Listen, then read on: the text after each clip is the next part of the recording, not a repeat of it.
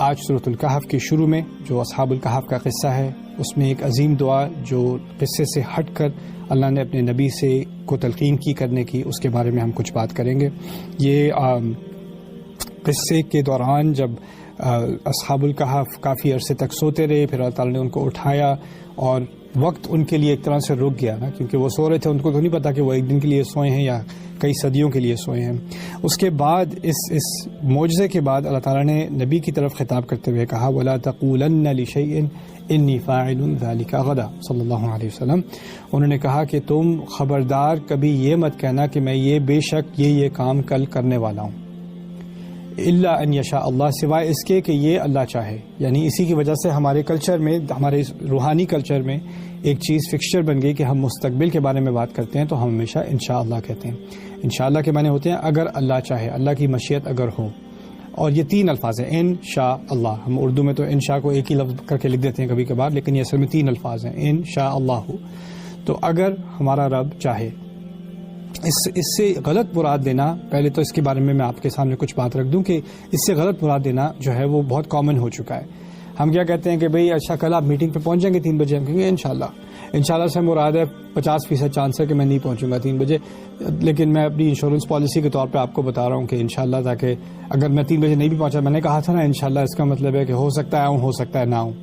یا انشاءاللہ کسی کو ایسی بات آگے کرنے کے لیے کہہ دیتے ہیں، اچھا جی آپ ضرور یہ کام مکمل کر دیجیے، جی انشاءاللہ کر لیں گے، انشاءاللہ سے مراد ہے کہ آپ رہنے دیں، میں کروں گا، دل چاہے گا تو کروں گا، دل چاہے گا تو نہیں کروں گا۔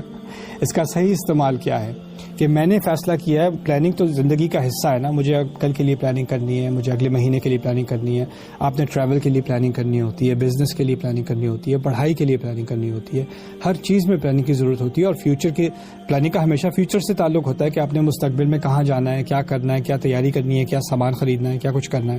اور پھر ان سب چیزوں میں پلاننگ کے بعد آپ نے ہمیشہ ایک چیز کو یاد رکھنا ہے کہ میں جو بھی پلان بنا لوں، میرا جو بھی اسکیجول میرے دماغ میں ہو، وہ صرف اس وقت ایکسیکیوٹ ہو سکتا ہے جب اللہ کی مشیت ہو، اللہ کی مرضی ہو کہ یہ پلان اس طرح ایکسیکیوٹ ہوگا۔ اور میں اس چیز کو بار بار ایکنالج کروں کہ جو مستقبل ہے وہ میرے ہاتھ میں نہیں ہے۔ پلاننگ میں کر سکتا ہوں، تیاری میں کر سکتا ہوں، لیکن جو چیز میں 1000 دفعہ پہلے کر چکا ہوں اور وہ 1000 دفعہ کامیاب ہوئی ہے، اس کا مطلب ہے 1001 دفعہ جب میں کرنے لگا ہوں تو کوئی گارنٹی نہیں ہے کہ وہ کامیاب ہوگی۔ وہ ہمیشہ ہر دفعہ اللہ تعالیٰ کی اپنی رضا ہوتی ہے، اللہ تعالیٰ کی طرف سے کن فیکون ہوتا ہے، اس کے بعد جا کر وہ کام ہو سکتا ہے۔ اور یہ چیز ہمیشہ مجھے یاد رکھنی پڑے گی کہ میں اپنی پچھلے ٹریک ریکارڈ کی بنیاد پر ایک اوور کانفیڈنس نہ بنا لوں کہ ایسا ہی ہوگا، ایسا ہی نہیں ہوگا۔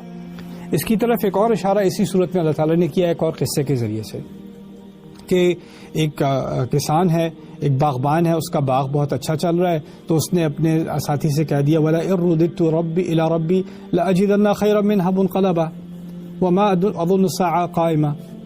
میرا نہیں خیال کہ یہ کوئی قیامت وغیرہ آنے والی ہے، اگر آئے گی بھی، اگر کوئی میرا رب مجھے واپس لے کے بھی جائے گا تو اس سے بھی اچھا مجھے ملے گا۔ اور پھر اس کے دماغ میں تھا کہ یہ لن تبید هذه ابدا، کہ میرا نہیں خیال کہ یہ جو میرا باغ ہے، جو میرا سیٹ اپ ہے، یہاں پانی کا ایریگیشن کا سسٹم اتنا اچھا ہے، اس کے ارد گرد میں نے درخت لگائے ہوئے ہیں، نخل کے درخت لگائے ہوئے ہیں، اس کی ساری سیکیورٹی سسٹم ہے، میرے لڑکے، میرے بیٹے، میرے ملازم میرے لیے سارا کام کرتے ہیں، تو اتنا اچھا میں نے سیٹ اپ بنایا ہوا ہے، اس کو یہ کہاں سے خراب ہو سکتا ہے؟ اٹس بلٹ پروف، تو اللہ تعالیٰ نے اس کے باغ کو جو ہے وہ خراب کر دیا اور اس کو ایک سبق سکھایا۔ اور یہ سبق کیا تھا کہ ہمیں مٹیریل پر اتنا اعتماد نہیں کرنا چاہیے کہ یہ اسی کی طرف سے گارنٹی ہے۔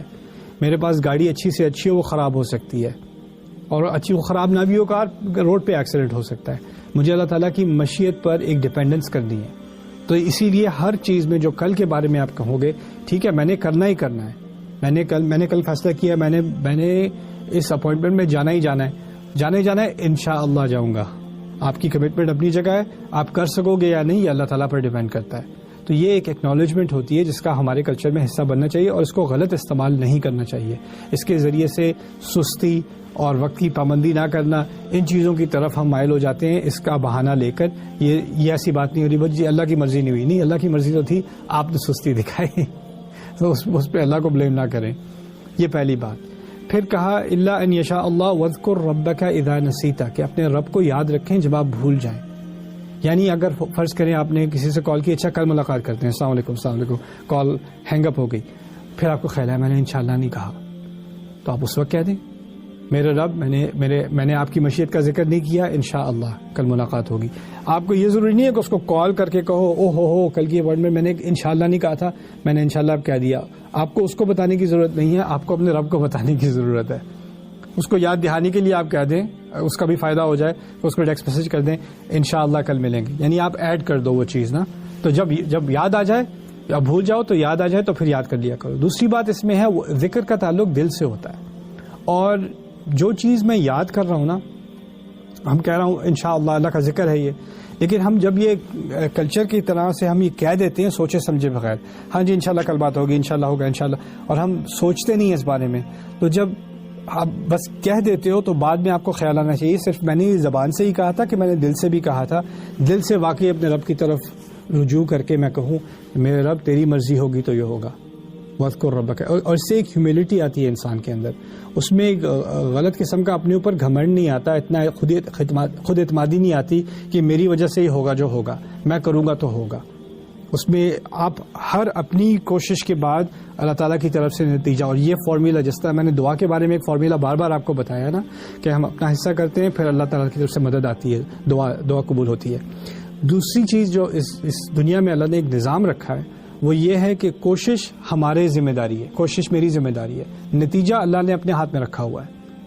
کوشش میں کتنی بھی کر لوں نتیجہ اللہ کی طرف سے آئے گا تو آئے گا، میری کوشش کی وجہ سے نتیجہ نہیں آئے گا.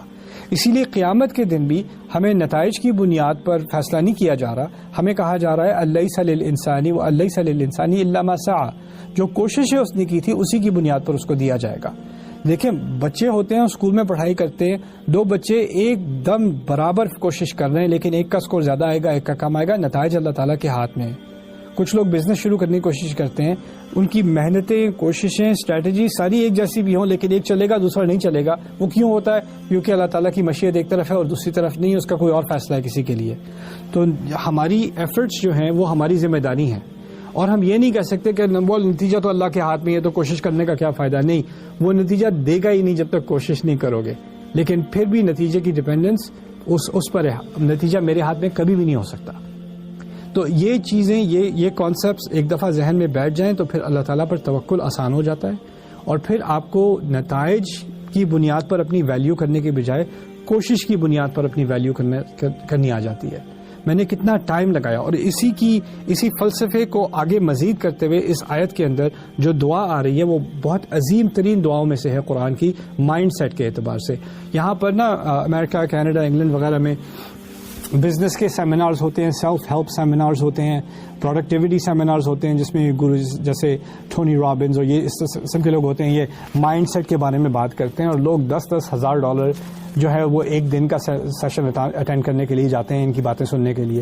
اور مائنڈ سیٹ کی اتنی جو یہ باتیں آپ سنیں گے نا جا کے، میں قسم سے میں نے یہ چیزیں دیکھی بھی ہیں، کتابیں پڑھی بھی ہیں، میں نے ان لوگوں کو کلوزلی آبزرو کیا ہے، میرے امپلائیز تھے جو ان چیزوں میں جایا کرتے تھے، اور میں نے پھر قرآن میں جو چیزیں دیکھی ہیں وہ ان سے کہیں زیادہ ویلیوبل ہیں. اور وہ ساری چیزیں جو یہ بات کرتے ہیں جو سکسیزفل ہیں وہ بھی موجود ہیں اور اس کے مزید زیادہ بھی موجود ہے. اور یہ آیت ایسی ہے، یہ مائنڈ سیٹ والی آیت ہے. وَقُلْ عَسَىٰ أَن يَهْدِيَنِي رَبِّي لِأَقْرَبَ مِنْ هَٰذَا رَشَدًا، میری دعا ہے کہ اگلے کچھ منٹوں میں جو بات میں آپ کے سامنے رکھوں گا وہ واقعی آپ انٹرنلائز کر لو گے. یہ بہت پیاری چیز ہے، بہت پاورفل چیز ہے. اگر آپ کی اور میری پرسنالٹی میں یہ چیز آ جائے تو کامیابی ہی کامیابی ہے. وہ کیا ہے؟ تو وَاذْكُرْ رَبَّكَ إِذَا نَسِيتَ، اپنے رب کو یاد رکھو جب بھول جاؤ. وَقُلْ، اور کہو، عَسَىٰ أَن يَهْدِيَنِي رَبِّي لِأَقْرَبَ مِنْ هَٰذَا رَشَدًا، امید ہے کہ میرا رب مجھے اس سے قریب سیدھے راستے پر ہدایت کرے گا. اس کے مختصر سے الفاظ ہیں لیکن اس کے اندر پوری کائنات مضمر ہے، اس کو سمجھنے کی کوشش کرتے ہیں. پہلا لفظ ہے عسا. عسا سے مراد ہوتی ہے امیدی، آپٹمزم. آپ کے اندر ایک مثبت سوچ ہے کہ فیوچر میں اچھا ہوگا، آپ کو فیوچر کے بارے میں انگزائٹی نہیں ہے. اس کی وجہ سے اگر پہلے بیڈ نیوز، بری خبر آتی رہی ہے، کل اس سے پچھلے دن، اور آپ سمجھے میرے ساتھ بس یہی ہوتا ہے، مجھ پہ تو پتہ نہیں کوئی لعنت ہے، میرے اوپر کوئی قرض ہے، میرے اوپر پتہ نہیں کہاں سے مصیبت چھائی، میرے اوپر کوئی کالا بادل چھایا ہوا ہے. میرے ساتھ کبھی کچھ اچھا نہیں ہوتا، ہمیشہ خراب ہی ہوتا ہے، ہمیشہ خراب ہی ہوگا. یہ جو پیسمزم ہوتا ہے نا انسان کا کہ وہ پیچھے کی چیز دیکھ کے آگے کے بارے میں بھی نیگیٹو ہو جاتا ہے، اس چیز کو برباد کیا ہے عصا نے، تباہ برباد کر دیا ہے. جب آپ یہ دعا کرتے ہیں اور عصا کا لفظ استعمال کرتے ہیں تو آپ پازیٹیو ہو گئے فیوچر کے بارے میں. آپ نے جیسا آپ کا رب ہے، آپ جیسا آپ رب کے بارے میں گمان کرو گے ویسا وہ آپ کی ریالٹی کو بنائے گا، آپ کی حقیقت کو بنائے گا. انا عند ظن عبدی بی، صحیح حدیث میں، مشہور حدیث قدسی میں آتا ہے جیسا میرا رب میرے بارے میں سوچتا ہے میں ویسا ہو جاتا ہوں. اگر وہ سوچتا ہے میرا رب تو میرے ساتھ کوئی خیر کرے گا نہیں، میرے تو حالات بدلیں گے نہیں، میری تو کوئی سچویشن چینج نہیں ہوگی، میرے ساتھ کیا بہتری ہونی ہے، اگر یہی گمان کرو گے اپنے رب کے ساتھ تو وہ یہی کرے گا تمہارے ساتھ. لیکن ایک امید ہوتی ہے اور وہ امید اس کے ٹائم ٹیبل پر ہوتی ہے. تو عسا ان یہدینی ربی، امید ہے کہ میرا رب میری ہدایت کرے گا. اور ہدایت جو ہے یہ ہر چیز جو دنیا میں مجھے چاہیے نا، مجھے بزنس میں سکسیس چاہیے، مجھے تعلیم میں سکسیس چاہیے، مجھے فیملی سچویشنز میں مجھے کامیابی چاہیے، ہر چیز میں جو میں اپنے مسئلے حل کرنا چاہ رہا ہوں نا اس کی ایک کی انگریڈینٹ ہے. وہ کیا ہے؟ ایک چیز ہے جو اگر ہو وہ باقی سارے مسئلے حل ہو جائیں گے، وہ ہدایت ہے. اگر میرے دل میں واقعی ہدایت آ گئی، اس کے پرنسپلز آ گئے، تو میں اپنے ہر لائف سچویشن میں اس کو اپلائی کروں گا اور ہر چیز میں میری کامیابی آئے گی. تو میں نے اب دعا کی ہے اپنے رب سے کہ آگے جا کر میرا رب مجھے ہدایت دے گا. اور ہدایت صرف روحانی ہدایت کی بات نہیں ہوتی، اور بھی ہدایت ہوتی ہے. اللہ مجھے ہدایت دے گا کہ میں کون سا فیصلہ کروں، کون سے لوگوں کے ساتھ ملوں. اللہ مجھے ہدایت دے گا کہ میرے جسم میں کون سے لوگ ایسے لوگ آئیں گے جن کی وجہ سے، جن کی نصیحت سے، جن کی کنٹریبیوشن سے، جن کی مدد سے، جن کی کوآپریشن سے کتنے اور میرے لیے دروازے کھلیں گے. تو یہ بھی اللہ تعالیٰ کی طرف سے ہدایت ہوتی ہے کہ آپ کہ کسی کی فلائٹ کینسل ہو گئی اور وہ اگلی فلائٹ اس کو لینی پڑی، اور وہ تو سمجھے گا کہ میرا سارا اسکیجول خراب ہو گیا، لیکن اللہ کی ہدایت تھی کہ وہ فلائٹ کینسل ہوئی اور اگلی فلائٹ میں وہ جس کے ساتھ بیٹھا تھا اس کے ساتھ اس کی بات ہوئی اور وہ کوئی لائف چینجنگ چیز ہو گئی، کوئی بزنس پارٹنرشپ بن گئی، یا اس نے کوئی کتاب پڑھنی شروع کر دی جس سے اس کی پورا آؤٹ لک بدل گیا. یعنی ایسے کام ہو سکتے ہیں جو اللہ ہمیں گائیڈ کرے گا ان کی طرف. میری امید ہے کہ اللہ مجھے ہمیشہ ہدایت دیتا رہے گا. کس چیز کی طرف؟ اب آگے چلتے ہیں اس آیت میں. وَقُلْ عَسَىٰ أَنْ يَهْدِيَنِي رَبِّي لِأَقْرَبَ مِنْ هَٰذَا رَشَدًا. یہ اس دعا کا سب سے اہم حصہ ہے. دیکھیے میں آپ کو ایک مثال دیتا ہوں. یہ میں دو اپنے ہاتھ ویژولی استعمال کر رہا ہوں. یہ آپ کا یہ آپ کی سفر کی شروعات ہے، یہ آپ کے سفر کی انتہا ہے. ٹھیک ہے؟ تو میں اگر جب انتہا تک پہنچتا ہوں نا تو اس کو عربی میں کہتے ہیں، میں کسی کو ہدایت دوں کہ انتہا تک پہنچ جائے تو وہ کہتے ہیں ہدایت کا لفظ لام کے ساتھ، ہدا لہو. اور اگر میں اس کو ہدایت کے راستے کی طرف، نتیجے کی طرف نہیں، راستے کی طرف بتا رہا ہوں کہ یہ یہاں سے ٹرن لینا، یہاں سے ایسے جانا، یہاں سے ایسے جانا، ہدا الیہ. تو الہ کا لفظ استعمال ہوتا ہے راستے کے لیے، لیکن لام کا لفظ اللام للغایہ، وہ نتیجے کے لیے. تو قرآن میں جیسے ہے اللہ ایک سیدھے راستے کی طرف ہدایت دیتا ہے، یہدی الی طریق مستقیم، یہدی الی الحق و الی طریق مستقیم سورۃ الاحقاف میں. یعنی وہ ایک سیدھے راستے کی طرف ہدایت دے رہی ہے. یعنی قرآن جو آپ کو ہدایت دے رہا ہے وہ ایک راستے پر آ جاؤ اور اس کی طرف چلنا شروع ہو جاؤ. جو ترفیت ہے اس کی وہ الی میں ہوتی ہے. اچھا، دوسری طرف ہے الحمدللہ الذی ہدانا لہذا، ناٹ الی ھذا، لہذا. اب اس لی سے کیا مراد ہوتی ہے؟ جب ہدایت لام کے ساتھ آئے تو مقصد یہ ہوتا ہے کہ ہم جنت، وہ آیت ہے جنت میں انسان پہنچ گیا ہے، ہم مسلمان جنت میں پہنچ چکے ہیں، اور پھر جنت میں پہنچ کے ہم اللہ کا شکر کرتے ہیں الحمدللہ جس نے ہمیں ہدایت دی لہذا، پورے یہاں تک، یعنی غایت تک، ہم اپنے نتیجے تک پہنچ گئے نا، اس لیے وہاں لام کا لفظ استعمال ہو رہا ہے. تو لام ہوتا ہے جب آپ ڈیسٹینیشن پر، اپنے جو فائنل آپ کا مقام ہے جہاں آپ نے پہنچنا تھا وہاں تک پہنچ جائیں. اور الہ ہوتا ہے رستے کے لیے. اس آیت میں اب آپ دیکھیں، آپ زندگی کا سفر طے کر رہے ہیں تو ہمیں توقع ہے کہ الہ کا لفظ استعمال ہوگا، لیکن یہاں اللہ تعالیٰ نے کیا کہا؟ وَقُلْ عَسَىٰ أَنْ يَهْدِيَنِي رَبِّي لِأَقْرَبَ. عربیت کے طور پر ہمیں ایکسپیکٹیشن تھی، ہمیں ایک توقع تھی الہ ھذا، لیکن یہاں ہے لی ھذا. لی ھذا سے کیا؟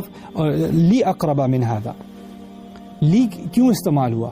اس سے مجھے یہ چیز سیکھنے کو ملی کہ اگر میں آج کل سے 1% بھی آگے بڑھا ہوں نا، میں نے تھوڑی سی پروگرس کی، میں اپنے آخری نتیجے تک تو میں نہیں پہنچا، لیکن قرآن مجھے سکھا رہا ہے کہ یہی میرا الٹیمیٹ گول ہے. میرا سب سے بڑا گول کیا ہے؟ پروگرس.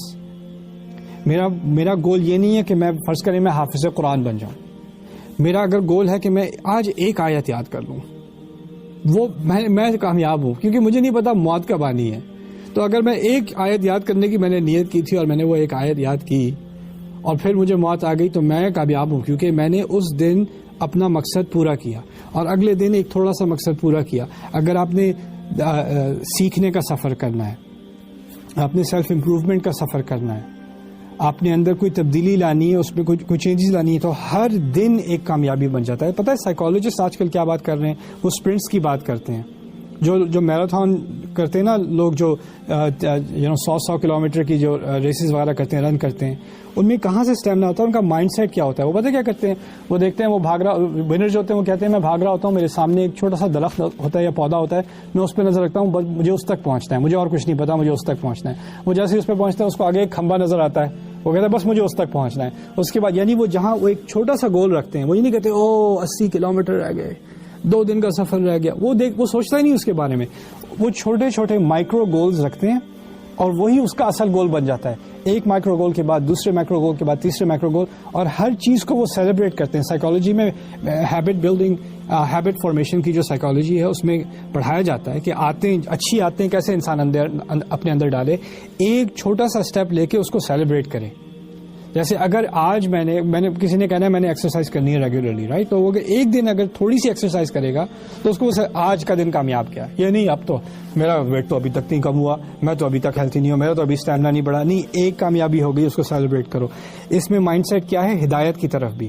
آپ کسی اور کو دیکھ کے اس نے تو قرآن بھی یاد کیا ہوا ہے، وہ تو عالم بھی بنا ہوا ہے، وہ تو اتنا نالجبل ہے، وہ اتنی نمازیں پڑھتا ہے، اس کو کمپیئر کرنا چھوڑ دو. آپ نے ایک اسٹیپ لینا ہے اور آپ نے دعا کرنی ہے کہ جہاں میں آج ہوں، من ہذا، جہاں میں ابھی ہوں، اس سے تھوڑا سا اور قریب اگر میں پہنچ جاؤں تو میں نے اپنا گول مکمل کر لیا. من ہذا رشدا. یہ مائنڈ سیٹ ہے، یہ ایک سائیکالوجی ہے انسان کی، یہ ذہنیت ہے. اگر یہ ذہنیت بن جائے نا تو انسان اپنے جو چیزیں آپ جو کارنامے آپ کر نہیں سکے نا، جو انجام نہیں کر سکے، ان کے بارے میں سوچ کے کوڑتے نہیں رہتے. میں نے یہ بھی نہیں کیا، میں نے وہ بھی نہیں کیا، میں یہ بھی نہیں کر سکا، میں نے اتنے سال ضائع کر دیے. اب وہ سالوں کی بات، یا میں کتنا پیچھے رہ گیا، وہ کتنا آگے نکل گیا، وہ سب چیزیں آپ کے ذہن سے نکل جاتی ہیں. بس ایک چیز رہ جاتی ہے، آج میں نے کیا کرنا ہے. قل عسى ربی عسى ان يهديني ربی لاقرب من هذا رشدا. اس سے تھوڑا قریب مجھے لے آئے میرا رب، اس سے تھوڑی اور ہدایت مل جائے مجھے، اس سے ایک اور مزید میں اسٹیپ لے لوں. ایک چھوٹے چھوٹے اسٹیپ کی پروگرس. اور کچھ لوگ ہوتے ہیں جو اسٹیپ جلدی لے لیتے ہیں، آگے بڑھ جاتے ہیں، اور کچھ لوگ ہوتے ہیں جو ہلکے ہلکے چلتے ہیں. یہی ہدایت کا سفر ہے. میں آپ کو اپنے بارے میں بتاتا ہوں. جب میں نے اسلام کے بارے میں کچھ سیکھنا شروع کیا تھا نیو یارک میں، تو نیو یارک میں اس وقت تقریباً 150 چھوٹی موٹی مسجدیں اور مصلے تھے، اور ہر طرح کی، کیونکہ نیو یارک میں امیگریشن کا کیپٹل ہے نا، تو اس میں ہر طرح کے لوگ ہوتے ہیں، ہر ملک سے آتے ہیں، ہر مکتبہ فکر سے آتے ہیں. تو مجھے اسلام کے بارے میں کچھ زیادہ پتہ نہیں تھا. تو میں کبھی ایک گروپ کے پاس جاؤں تو وہ ایک بات کرتے ہیں، دوسرے کے پاس جاؤں وہ دوسری بات کرتے ہیں، تیسرے کے پاس جاؤں تو وہ کہتے ہیں پہلے 2 جن کے پاس تم گئے تھے وہ کافر ہیں. تو ہر ایک کا اپنا ایک اسلام تھا، ہر ایک کا اپنا ایک سسٹم چل رہا تھا نا، فرقہ وارانیت تھی. اور وہ لوگ مجھ سے زیادہ جانتے ہیں، ان کو عربی بھی آتی ہے، قرآن بھی آتا ہے، حدیث بھی آتی ہے، اور وہ سارے وہ چیزیں کوٹ کر رہے ہیں، لیکن سارے ایک دوسرے کے خلاف بات کر رہے ہیں. تو کنفیوزنگ سی چیز تھی. جب میں قرآن پر آیا ہوں، جب مجھے قرآن سے تھوڑا سا تعارف ہوا ہے، اور جب میں اس دعا تک پہنچا ہوں کہ میری امید ہے کہ میرا رب مجھے اس سے تھوڑا سا اور، جہاں پہ میں ابھی ہوں اس سے تھوڑا مزید مجھے اور گائیڈ کر دے گا، تھوڑا اور گائیڈ کر دے گا، بس میری امید اتنی ہے.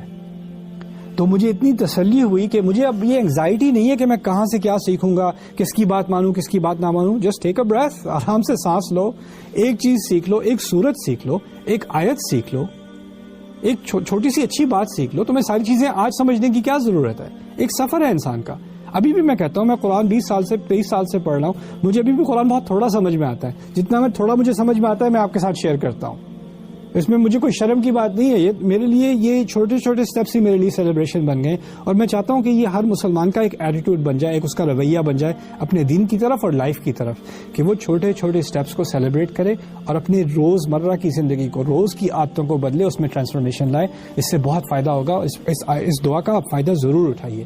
عسى ربی ان يهديني ربی لاقرب من هذا رشدا. اللہ تعالی ہم سب کو رشد کی طرف، اچھے سیدھے راستے کی طرف قریب سے قریب لاتا چلا جائے. بارک اللہ لی ولکم فی القرآن الحکیم ونفعنی وإیاکم بالآیات والذکر الحکیم. والسلام علیکم ورحمۃ اللہ تعالی وبرکاتہ.